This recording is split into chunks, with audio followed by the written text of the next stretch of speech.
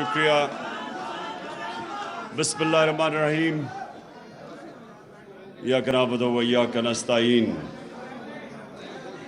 Doctor امجد آپ کا میں شکریہ ادا کرتا ہوں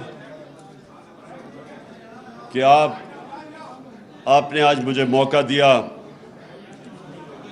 مختلف ٹریڈ یونینز کے ساتھ بات چیت کرنے کا. آج میں اپنے محنت کش لوگوں کے ساتھ ہوں اور میں بڑی دیر سے کوشش کر رہا تھا کہ ہم پاکستان کی جو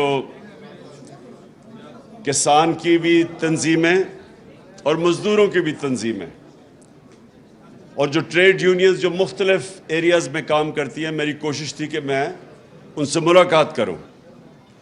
اور میں کیوں ملاقات کرنا چاہتا تھا، میں آپ کو آج مختصر پہلے اپنا وجہ آپ کی ملاقات کی بتاؤں گا اور اس کے بعد آگے کا لائحہ عمل آپ کے سامنے رکھوں گا. دیکھیں، جب ہمیں حکومت ملی اور یہ اب سارے اعداد و شمار جو سروے آف پاکستان ہر سال چھپتا ہے، اس کے اندر یہ سب دیکھ سکتی ہیں جو میں آپ کو چیزیں بتاؤں گا. ہر سال پاکستان کی معیشت کے اوپر ایک گورنمنٹ پبلش کرتی ہے جس کو کہتے ہیں سروے آف پاکستان. وہ اس حکومت نے ابھی پبلش کی ہے. اس حکومت کے سروے کے مطابق جب ہماری حکومت ہٹائی گئی اپریل میں، تو اس سے پہلے پاکستان کی 17 سال کے بعد سب سے بہتر پاکستان کی اکنامک گروتھ ریٹ تھی. یعنی پاکستان کی معیشت جس ریٹ پہ بڑھ رہی تھی وہ 17 سال کے بعد 2 سال مسلسل پاکستان کی بہترین گروتھ ریٹ تھی. اس کا مطلب کہ نوکریاں مل رہی تھیں، اس کا مطلب دولت میں اضافہ ہو رہا تھا. جی ڈی پی جس کا مطلب ہوتا ہے کہ سالانہ جو آپ کی آمدنی میں اضافہ ہے،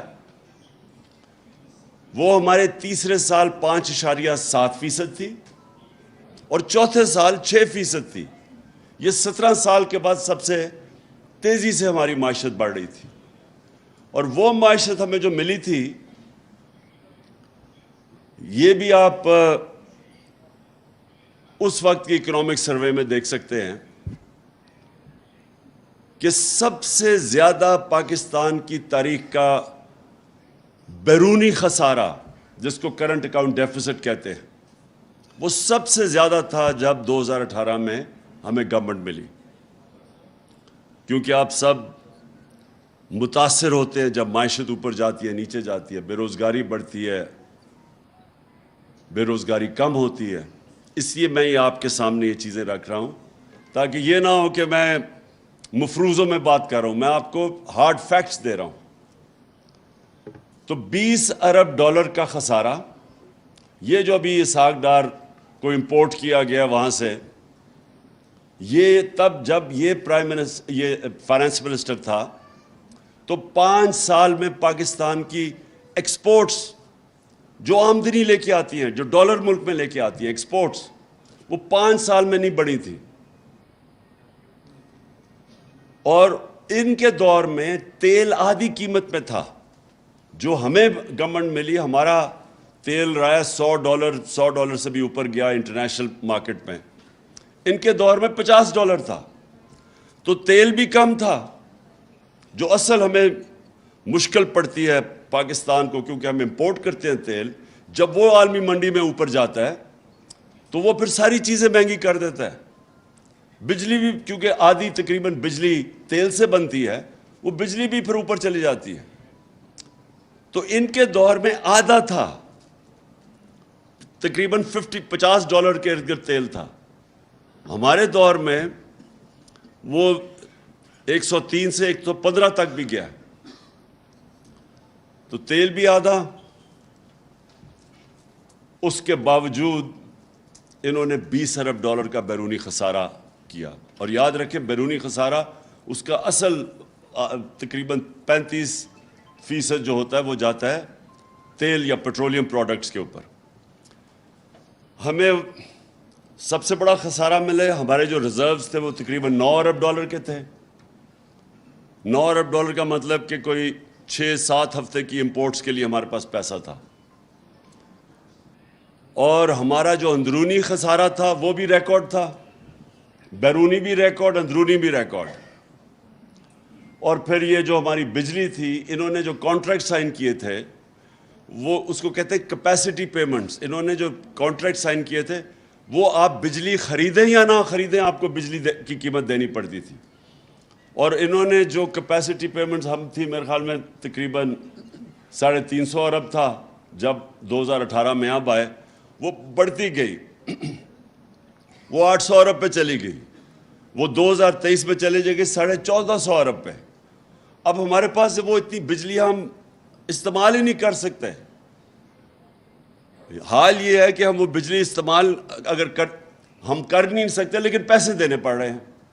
تو اس کی وجہ سے سرکولر ڈیٹ ایک اور قرضہ چڑھا ہوا تھا. میں صرف یہ آپ کو اس لیے بتا رہا ہوں کہ ان حالات میں بینکرپٹ ملک ہمیں ملا. پہلا سال بڑی مشکلوں سے ہم نے اس کو اسٹیڈی کیا, اسٹیبل کیا.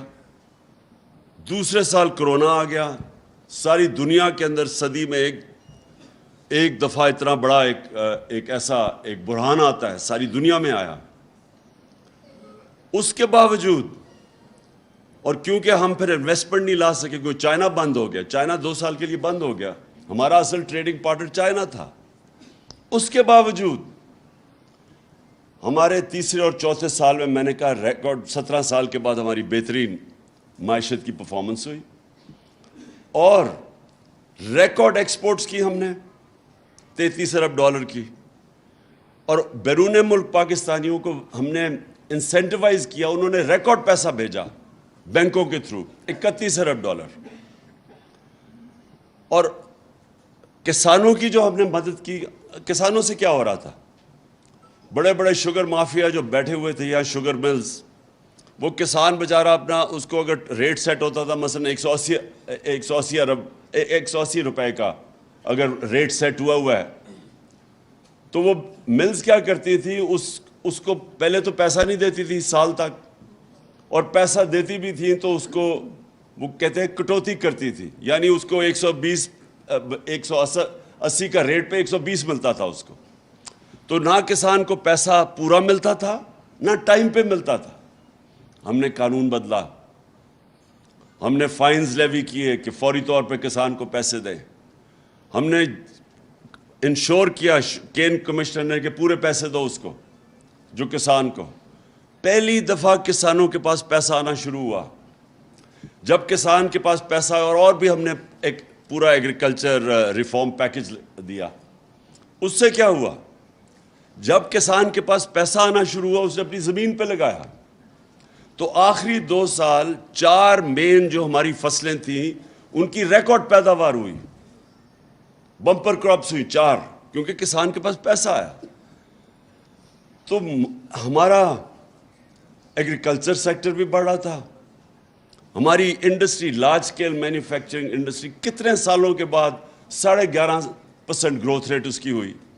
تو اس لیے لارج سکیل مینوفیکچرنگ جب ہوئی, مزدوروں ہماری ورلڈ بینک کہتا ہے کہ ہمارا سارے برے صغیر میں سب سے زیادہ روزگار پاکستان نے دیا اس ٹائم پہ. کرونا کی وجہ سے بے روزگاری بڑھی. آئی ٹی جو فیوچر ہے پاکستان کی ٹیکنالوجی, آپ کو یہ سمجھنا چاہیے کہ دنیا اب ٹیکنالوجی کی طرف جا رہی ہے. بہت بڑا ایک ریولوشن ہے ٹیکنالوجی کی. تو ٹیکنالوجی میں ہم بالکل ہی ہم آگے بڑھ نہیں رہے تھے. ہندوستان جس نے 2000 میں اس کی $1 ارب ایکسپورٹ تھی ٹیکنالوجی کی, آئی ٹی کی, اس کی آج 140 ارب ایکسپورٹ ہے. تو پاکستان کی وہی پھنسی ہوتی ہے. تو ہم 75% ہم نے اپنی ایکسپورٹس انکریز کی آئی ٹی, کیونکہ ہم نے ان کی اس سیکٹر کی بھی مدد کی. پھر اسمال اور میڈیم انڈسٹری جدھر سب سے زیادہ روزگار ملتا ہے ان کے لیے ہم پورا انسینٹیوائز ان کی ریگولیشن کم کر رہے تھے جو رکاوٹیں تھیں, ایز آف ڈوئنگ بزنس اس کو کہتے ہیں, تاکہ روزگار ملے لوگوں کو. اس وقت جب ملک اوپر جا رہا تھا, اس کی ہمیں جب موڈیز, یہ جو ایک انٹرنیشنل کریڈٹ ایجنسیز ہوتی ہیں جو فیصلہ کرتی ہیں کہ ملک کی معیشت کی کیا حالات ہیں, اس کے مطابق آپ کو گریڈ کرتی ہیں B-, B+. تو ہم جب آئے تھے موڈیز میں بھی B- تھی, وہ ہم نے اس کو سٹیبل کروایا. ہمارا فیٹف کے اندر گرے لسٹ پہ تھے, وہ ہماری کاوشوں سے وہ ہم فیٹف کی گرے لسٹ سے نکلے, کیونکہ یہ سب نقصان کرتی ہے اپنی معیشت کو. اس کے بعد میں یہ بتا رہا ہوں کہ یہ ہم نے یہ جو بات کرتے ہیں نا کہ پاکستان کا بڑا برا حال تھا جب انہوں نے اکانومی سنبھالی ہے, تو اس کے علاوہ ہم نے 3 بڑی ڈیمز شروع کی پاکستان میں 50 سال کے بعد.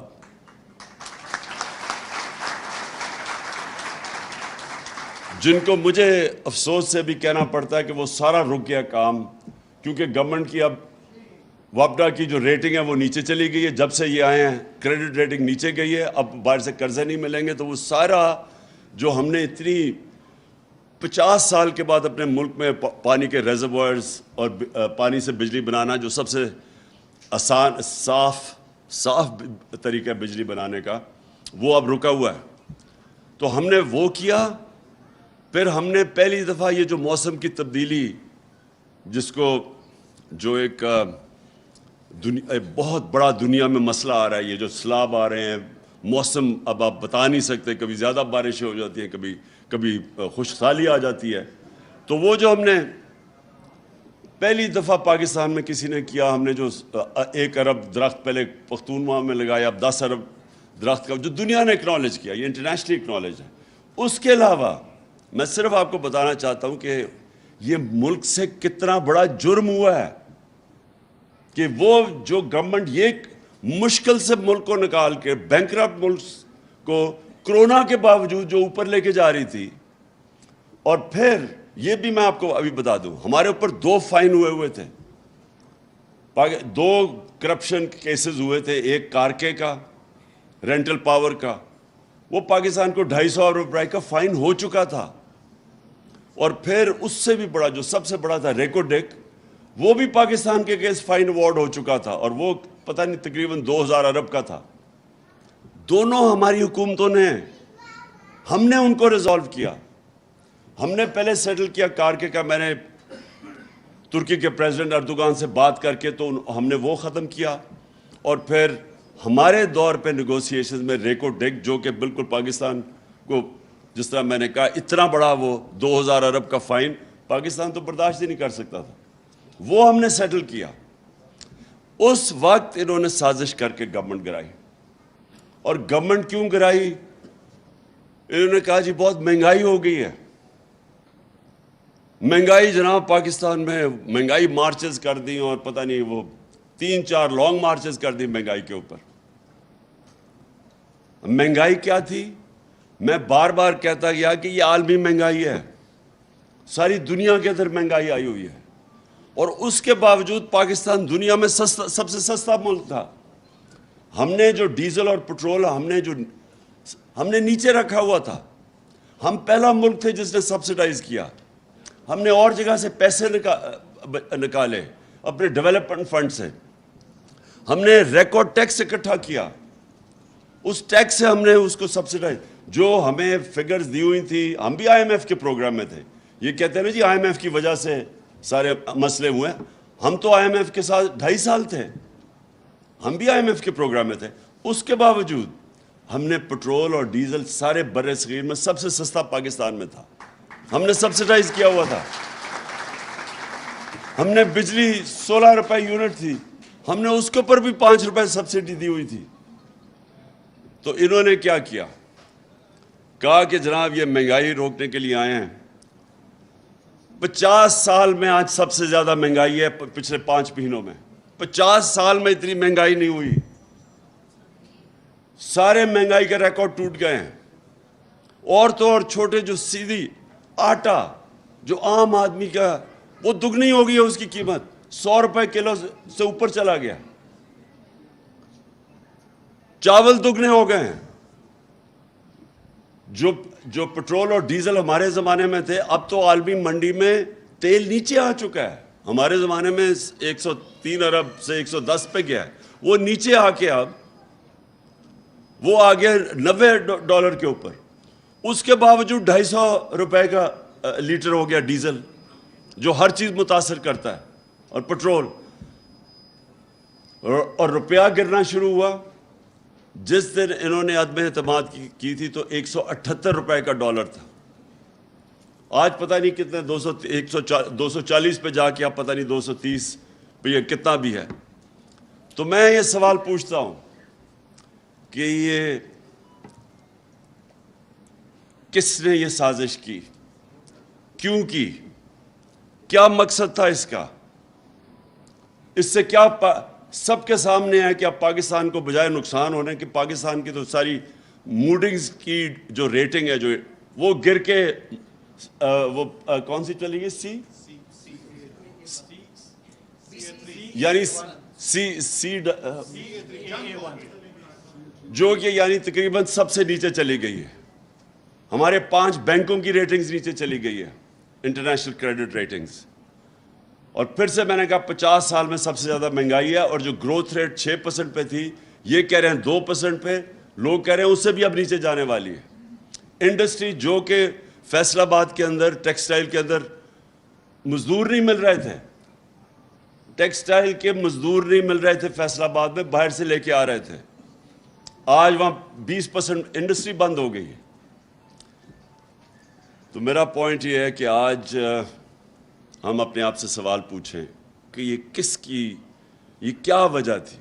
اور 2 وجوہات تھی. جو بیرونی سازش تھی ان کی تو بڑی سمپل تھی کہ وہ چاہتے ہیں کہ پاکستان میں ایک ایسا حکمران ہو جس کو وہ پتلا ہو, جو حکم کرے وہ کر دیں. اگر وہ کہے جی ہماری جنگ میں شامل ہو جاؤ تو ہم 80,000 اپنے لوگ بھی قربان کر دیں ان کے لیے.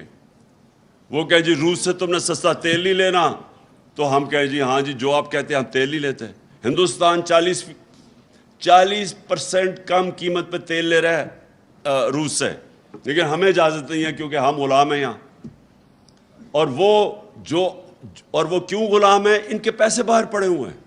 یہ ایک چیز یاد رکھنا, اگر آج میرے بھی پیسے ملک سے باہر پڑے ہوتے تو میرے میں جرت نہ ہوتی ایبسولوٹلی ناٹ کہنے کی.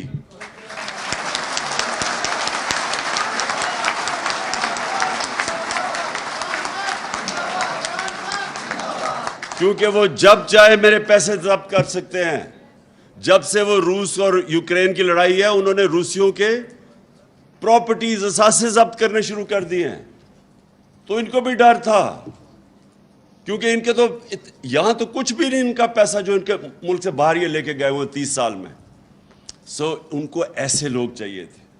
اور ان کو کیا چاہیے تھا, ان کے اربوں روپے کے کرپشن کے کیسز تھے. شہباز شریف پکڑا جانے والا تھا, اس کے اور اس کے بیٹے نے جیلوں میں جانا تھا FIA کے کیس میں, جو مقصود چپڑاسی جدھر 4.25 ارب روپیہ چپڑاسیوں کے نام پہ اور نوکروں کے نام پہ آ رہا تھا, وہ سیدھا کیس میں ان کو سزا ہونے والی تھی.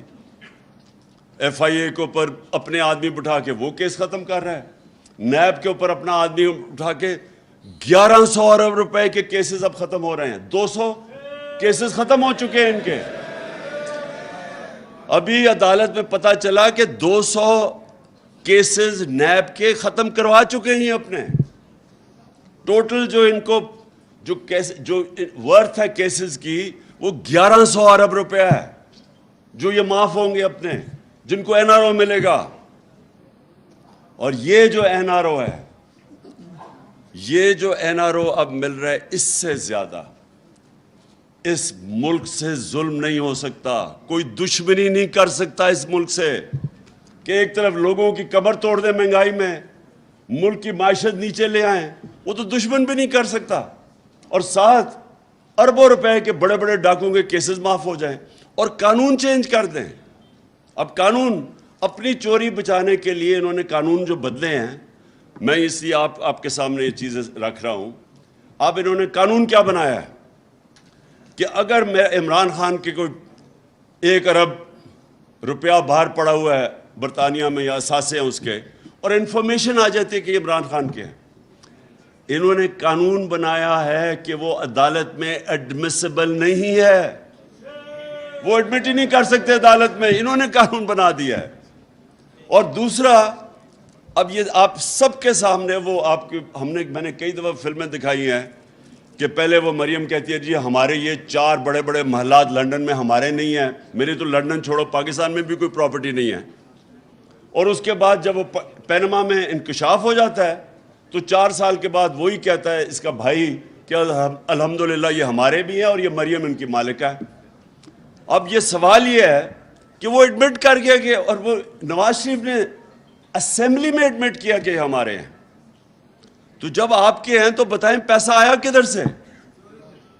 और वो क्या कह रहा है, वो जज नायब वाले से पूछ रहा है कि बताएं जनाब आप बता सकते हैं कि ये नवाज शरीफ का है या नहीं? उसे कहा जी मैं नहीं बता सकता, क्योंकि वहां भी मैच तो फिक्स हुआ था, अपना नायब का हेड रख दिया इन्होंने। उसने कहा जी नहीं मैं नहीं बता सकता, चलो जी बरी हो गए। यानी दुनिया में ऐसा मजाक होता है कि हर पब्लिक ऑफिस होल्डर के लिए सारी दुनिया में कानून है। मैं अगर पब्लिक ऑफिस होल्डर हूं और मेरे असासे मेरी आमदनी से ज्यादा हैं तो मेरी जिम्मेदारी है बताओ कि पैसा किधर से आया है। मैं तो पब्लिक ऑफिस होल्डर नहीं था जब मैं क्रिकेट खेलता था, आज से 35-36 साल पहले जब मैंने लंदन में अपना फ्लैट लिया तो मैं तो पब्लिक ऑफिस होल्डर नहीं था, मैं तो पाकिस्तान का टैक्स रेजिडेंट नहीं था, क्योंकि 6 महीने मैं उधर क्रिकेट खेलता था, 6 महीने टूर करता था दुनिया में। उसके बावजूद अदालत ने मेरे से जो सवाल पूछा कि किधर से वो पैसा आया, किधर से आमदी, 40 साल पुराने कॉन्ट्रैक्ट मैंने दिखाए उनको कि किधर से मेरे से पैसा आया, मैंने लंदन, और वो फ्लैट बेच के पाकिस्तान पैसा लेके आया। यानी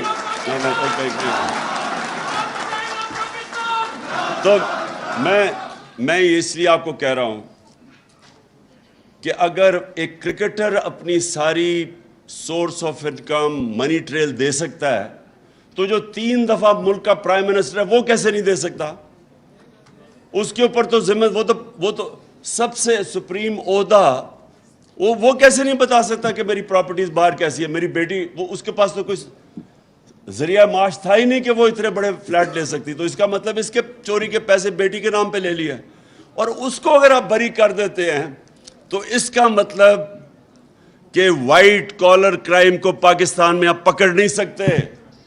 इसका मतलब कि मैं बड़ा ताकतवर चोर हूं और मैं यहां से पैसे चोरी करा के मुल्क से बाहर भेज दूं, कोई मुझे नहीं पकड़ सकेगा। इन्होंने कानून ही बदल दिया है, इन्होंने लाइसेंस दे दिया मुल्क को डाका मारने का, और सिर्फ अब छोटा चोर पकड़ा जाएगा, बड़ा डाकू नहीं पकड़ा जाएगा जो इन्होंने कानून बनाए। इसलिए मैं ये सारी अपनी कौम को कह रहा हूं कि आप तैयार हो कि देखें इससे बड़ी नाइंसाफी किसी बनाना रिपब्लिक्स में नहीं है, गरीब मुल्कों में ऐसी नाइंसाफी नहीं है। कोई किसी गरीब मुल्क भी 10 दफा सोचते हैं कि इतना शर्मनाक कानून हम नहीं बना सकते कि अब चोरी को इजाजत दे दो, ताकतवर की चोरी को इजाजत दे दो। इसलिए मैं कॉल दे रहा हूं अपनी कौम को कि ये आपने, अगर आप, वो अल्लाह का फरमान है, जहाद है जुल्म के सामने खड़ा होना और नाइंसाफी के। वो हजरत अली रजी अल्लाह ताला का कॉल है कि कुफर का निज़ाम चल जाएगा लेकिन नाइंसाफी का निज़ाम नहीं चल सकता, ये निज़ाम नहीं चल सकता। तो मैं अब आपको अच्छा, और सारे आप यूनियंस को मैं सिर्फ ये कहना चाहता हूं कि देखें अगर मुल्क में रोजगार होगा तो यूनियंस के पास बार्गेनिंग पावर होगी ना। अगर बेरोजगारी होगी जो यहां बढ़ती जा रही है, अब जब ग्रोथ रेट नीचे गिर रही है तो इसका मतलब बेरोजगारी बढ़ती जा रही है। तो जब बेरोजगारी और भूख होगी तो आपका तो सारा इनफॉर्मल सेक्टर में आपका वर्कर चला जाएगा, वो तो जो पैसे देगा वो उसको लेने के लिए तैयार हो जाएगा। थोड़ी अगर 25,000 मिनिमम वेज है तो वो तो 10,000 पे भी काम करेगा भूखा आदमी। इसलिए अगर ये माशी इस बुरान बढ़ता जाएगा तो सब इफेक्ट है और महंगाई बढ़ती जाएगी। اب اس مہنگائی کے اندر مجھے بتائیں، جو بجلی 16 روپے یونٹ ہمارے پاس تھی، اب 36 روپے یونٹ آفیشیل ہے، ٹیکس لگا کے 50 روپے یونٹ پہ پہنچ گئی ہے۔ ابھی لوگوں کے پاس بجلی کے بل آئیں گے، بتائیں کون بجلی کا بل دے گا؟ جو تنخواہ دار طبقہ وہ تو مارا گیا، سارا تنخواہ دار طبقہ آج اس مہنگائی میں مارا جا رہا ہے۔ اس لیے آپ نے سب نے، اچھا اگر برا وقت آتا تو چلو سارا ملک مل کے قربانیاں دے، یہ بڑے بڑے ڈاکو اپنے اربوں روپے کے کیسز معاف کروا رہے ہیں اور قوم کو کہہ رہے ہیں قربانی دو۔ اس ناانصافی کے خلاف میں نے آپ سب کو کال دوں گا۔ یہ ذرا حل سب آپ نے کھڑے ہو کے یہ میرے ساتھ حلف لینا ہے۔ ہاتھ کھڑا کر لیجئے گا۔ بسم اللہ الرحمن الرحیم۔ بسم اللہ الرحمن الرحیم۔ ہم حلف اٹھاتے ہیں کہ ہم پاکستان کے آئین کی ہمیشہ پاسداری کریں گے۔ ہم پاکستان کی خود مختاری کا تحفظ کریں گے کہ ہم کبھی بھی اللہ کے سوا کسی کے سامنے نہیں جھکیں گے۔ اور ہم پاکستان کی حقیقی آزادی کے اس جہاد میں آخر تک عمران خان کے شانہ بشانہ جد و جہد کریں گے اور ہر قسم کی قربانی کے لیے تیار رہیں گے۔ اللہ ہم سب کا حامی و ناصر ہو۔ بہت بہت شکریہ، آمین۔